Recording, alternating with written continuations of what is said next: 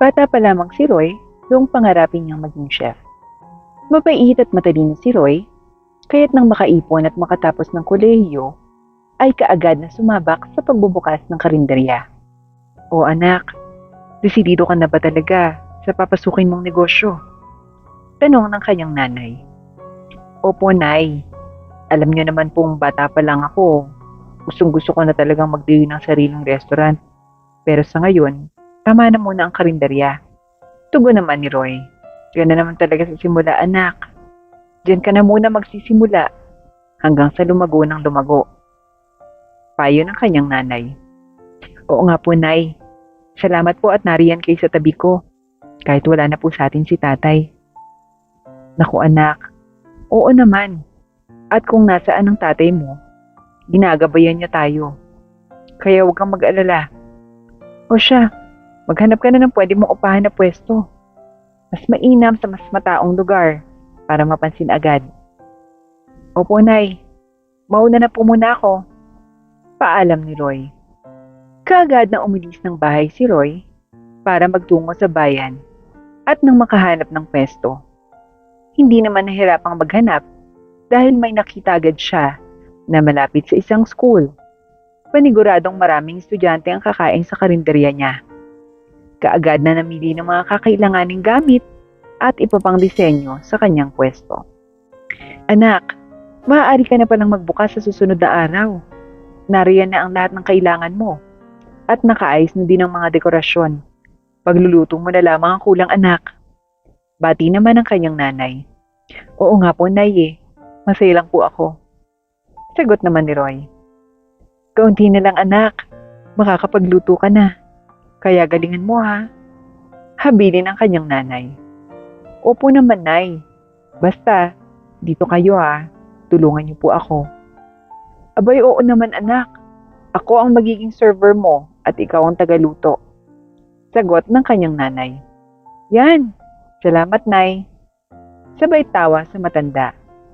Hindi naman nagtagal ay nakapagbukas na ng karinderya si Roy at talagang tinangkilik ng mga tao dahil sa mura at masarap ang tinda.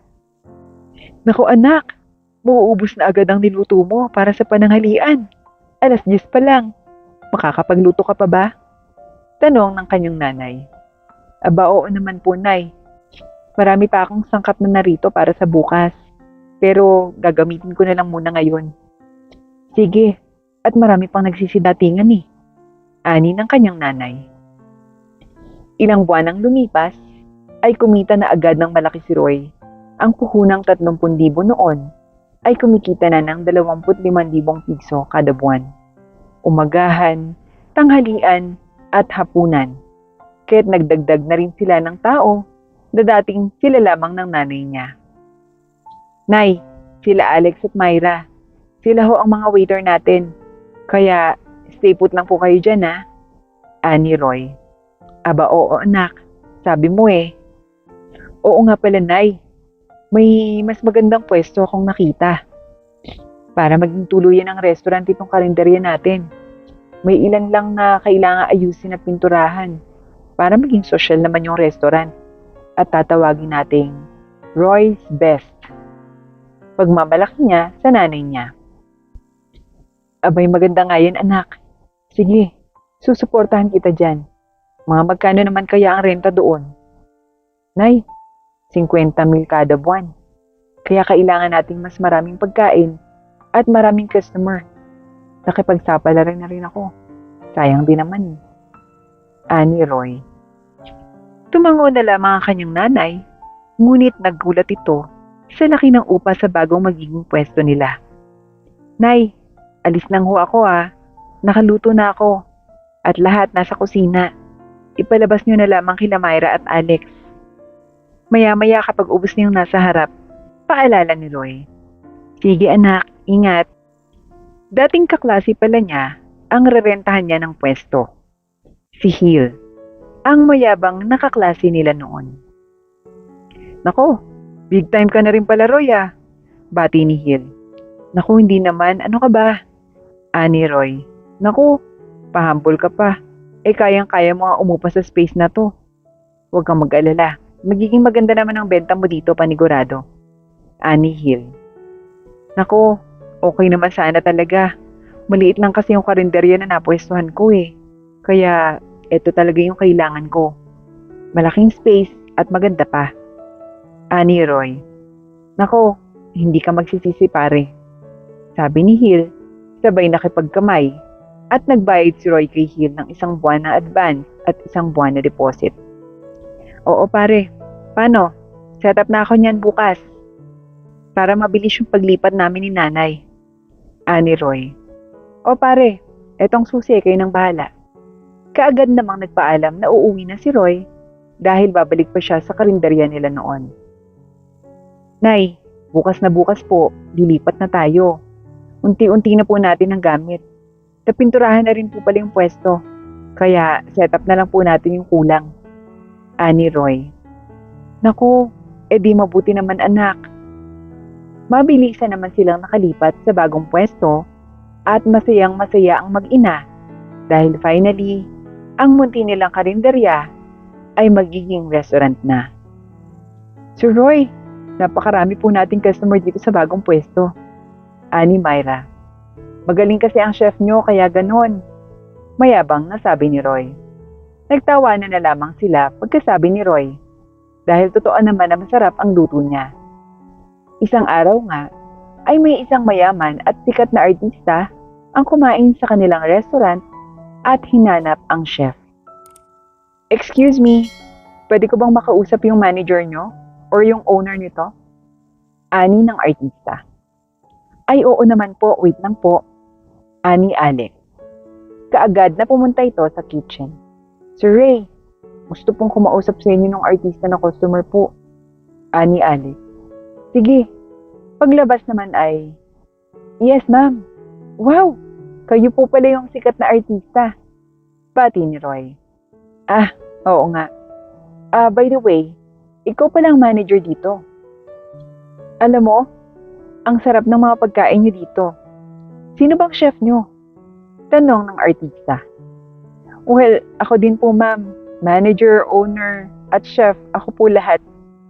Mayabang na sagot ni Roy. Wow! I would like to congratulate you.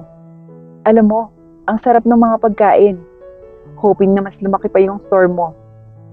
Tara, let's have a picture so I can post in my social media at para mapuntahan din ng mga tao. Ani ng artista. Sure! Masayang sabi ni Roy. Kumalat nga sa internet ang picture nila ng artista at caption ang Roy's Best Restaurant. Must try. Kaya lalo pang dumami ang customer nila. Kaya't halos milyon na ang kinikita nila. Subalit, kasabay ng paglaki ng kita ay ang paglaki rin ng ulo ni Roy. Nay, mag-hire pala kayo ng mga staff pa natin. Sa dining at kitchen, mas kailangan natin yung maraming staff doon. Utos ni Roy. O sige anak, wala namang problema. Sagot ng kanyang ina. Habang patuloy na lumalaki ang kita, ay nakabili na rin ng sariling lupa si Roy na pagtatayuan pa ng exclusive restaurant niya upang hindi na siya umupa pa. May surpresa ako sa'yo, Nay. Nako, talagang bibilib na naman kayo sa akin. Pagyayabang pa nito. Ano ba yun anak? Tara po, sakay kayo sa kotse. Dadalhin ko kayo. Nag-drive naman si Roy ng bagong bili din niyang sasakyan at dinala ang kanyang nanay sa isang malaking restaurant na may 4 na palapag at may fountain pa sa gitna at malayo ang entrance. Surprise, Nay! Ito ang bago nating restaurant. Kayang mag-accommodate ng higit 2,000 guests at marami na tayong staff dyan. Kaya't don't worry sa trabaho. Ani Roy. I'm so proud of you, anak. Sabay yakap kay Roy. Talagang malayong malayo na ang narating ni Roy na lalo pang ikinalaki ng ulo nito. Kung dati, nag-aalala pa siyang mabuti sa nanay niya, ngunit ngayon ay hindi na. Importante nga sa kanya ang business, ganun din sa mga staff. Ano ba? Ba't ang bagal-bagal niyong kumilos? Bakit? Sinasahura naman kayo ng tama ah. Ba't ganyan? Sigaw ni Roy sa mga bagong staff. Anak naman, kausapin mo naman sila ng maayos. Huwag ganyan, puro init ng ulo. Sagot ng nanay niya. Isa pa naman kayo, Nay eh. Hindi yan matututo ang mga yan kapag laging hahayaan kakausapin ng mahinahon. Sigaw ni Roy sa nanay niya na napahiya naman. Kaya hindi na lamang ito sumagot at umalis na lamang sa lugar na iyon. Sus! Katanda na arte pa. Bulong pa ni Roy nang umalis ang kanyang nanay. Oh, ano pang tinitingin-tingin nyo? Kilos na! Diyos ko! Laging mainiti ng ulo ni Roy at palaging nakabulyaw.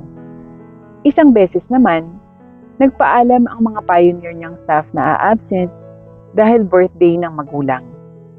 Sir Roy, hindi po muna ako makakapasok bukas. Birthday po kasi nila tatay eh. Paalam ni Myra. Kaarawan lang naman pala ng tatay mo, absent ka pa. Alam mo namang maraming customer kapag weekend, Myra. Alam mo naman, hindi ako natanggap ng absent. At lalong hindi ako nagpapa-off kapag weekend. Hindi mo ba yung naiintindihan? Sarkastikong tanong pa ni Roy. Sir, nangako na po kasi ako eh. Sabi ko po kay tatay. Saka, ngayon lang naman po sir ako absent. Halos straight na duty naman lang po ako. Dahilan pa ni Myra. Pag sinabi kong hindi, hindi pwede. Wala akong pakialam kung sino ang tao yung may birthday. Ngayon, kung ipipilit mo yung gusto mo, wala ka ng trabaho bukas. Sigaw ni Roy. Ibang-iba ka na, Sir Roy. Hindi ka naman ganyan dati. Lumaki na yung ulo mo na lumaki yung negosyo mo. Talagang mas gugustuhin ko pang mawala ng trabaho kaysa ang pagtiisa ng boss na katulad mo. Sigaw naman ni Myra at hindi na lumingon pa kay Roy. At sino naman ang tinakot mo? Marami pa naman dyan napapalit sa'yo. Dagdag pa ni Roy. Lahat naman ng usapan ng dalawa ay dinig na dinig ng nanay niya at pag uwi sa bahay nga ay kinausap ang anak. Roy, mag-usap nga tayo. Nay, pagod ako sa ibang araw na lang. Sagot ni Roy. Bakit nga ba nagkakaganyan? Nagkapera ka lang, yumabang ka na. Tulad ni Myra, matagal na nating staff yun. Ba't ganun ang ginawa mo? Tanong ng kanyang nanay. Nay, negosyo ang kailangan ko. Hindi ang empleyadong katulad niya. At saka teka nga, Nay. Ako naman yung may-ari ng restaurant eh. Kaya ako rin yung masusunod kung anong dapat gawin sa kanila. Pangangatwiran pa ni Roy. Napahiya naman ang nanay niya. Kaya't napasabi na lamang ng, oo nga pala, ikaw nga pala yung may-ari niyan. Ano ba naman ako? Wala naman akong ambag dyan. Tama ka, dapat hindi na ako nangingialam. Sagot ng nanay niya. Ewan ko sa inay. Sabay akyat sa kwarto niya.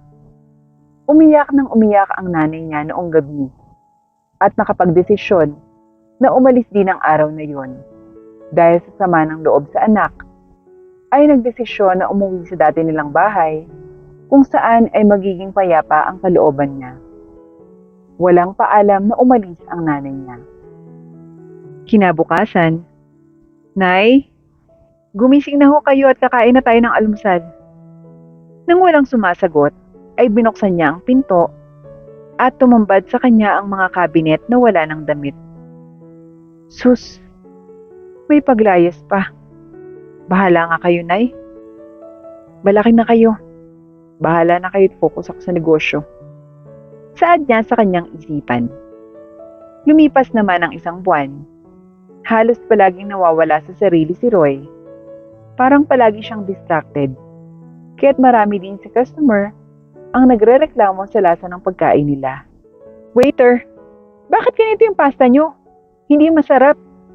Diyos ko, kamahal-mahal pero mas masarap pa yung nabibili sa palengke. Reklamo ng isa. Waiter, excuse me. Hindi pa luto ng mabuti yung chicken, oh. Ano ba yan? Tawagin nyo nga yung chef nyo. Sigaw ng isa pa. Kaya't dali-dali nilang pinuntahan si Roy. Chef, May nagrereklamo po sa labas. Bakit? Ano yung mali sa food, miss? Tanong ni Roy. Hindi masarap yung pasta nyo, napaka-dry. Ani customer. Eh di wag kayo dito kumain. Ayan, bukas ang pinto. Makakaalis na kayo. Sagot naman ni Roy. Aba, bastos na to. Talagang lilipat kami sa mas masarap na restaurant. Sigaw ng customer. Go! Sagot naman ni Roy. Excuse me, itong chicken, hindi pa luto. Ano ba namang klaseng chef ka? Tanong ng isa pang customer. Huwag mo nga akong matanong-tanong kung anong chef ako. Umalis na kayo dito. Sigaw ni Roy. Kaya't lahat ng customer noon ay umalis na rin. Kahit hindi pa tapos kumain. Dahil sa ugaling ipinakita ni Roy. Magmula noon, dumalang na ng dumalang ang customer nila. Ilang buwan pa ang lumipas, ay nagsialisa na rin ang mga staff niya at naiwan siyang mag-isa, kausap ng bagong buyer ng building. Ito ang final pay para sa property. Ganon din nga pala lahat ng staff mo. Kailangan din nila ng mga sahod nila. Ani buyer. Sige ho, ibibigay ko rin ho ngayon. Ang ibinayad ng buyer ay ipinampasahod lang ni Roy sa kanyang mga staff na ilang buwan niyang hindi nasahuran. Walang-wala na noon kahit piso si Roy. Pati sasakyan niya na ibenta niya para mabayaran ang bills niya sa Meralco at tubig na ilang buwan ang pending. Naglalakad naman noon si Myra sa plaza para kumain ng street food. Nang makita niya si Roy na naglalakad at mukhang wala sa sarili. Sir Roy, saan ang punta? Anong nangyari? Asan ho yung sasakyan niyo? Sunod-sunod na tanong ni Myra. Wala na lahat. Sagot ni Roy. Po, wala na po lahat? Gusto niyo po bang kumain? Yayapa ni Myra. Umiling lamang si Roy at patuloy na naglakad ng naglakad. Halos malayo-layo na rin ang nilakad niya para makauwi sa nanay niya sa dati nilang bahay. Nay? Nay? Katok niya. Sino yan? Habang binubuksan ng pinto. Roy! Gulat na sabi ng nanay niya. Nay, sabay yakap dito. Patawarin niyo po ako. Tama po kayo. Naging mayabang ako. At nawala ng galang sa inyo. Ani Roy habang umiiyak. Anak. Habang yakap-yakap din ng anak. Anak, masyado kang nasilaw at nadala ng perang meron ka noon. Nakalimutan mo ang mga tao sa likod ng tagumpay mo. Kaya sana anak, gayon ay magsilbing aral yan para sa iyo. Payo ng kanyang ina. Opo, Nay. Sobra po akong nagsisisi. At naiintindihan ko na po ngayon. Habang patuloy na umiiyak. Simula naman noon ay nagkaayos ng mag-ina. At masaya silang nagsimula ulit sa umpisa. Sa pagkakataong yon, ay natuto na si Roy. At hindi na muling uulitin pa ang pagmamataas at pagyayabang na ginawa niya noon.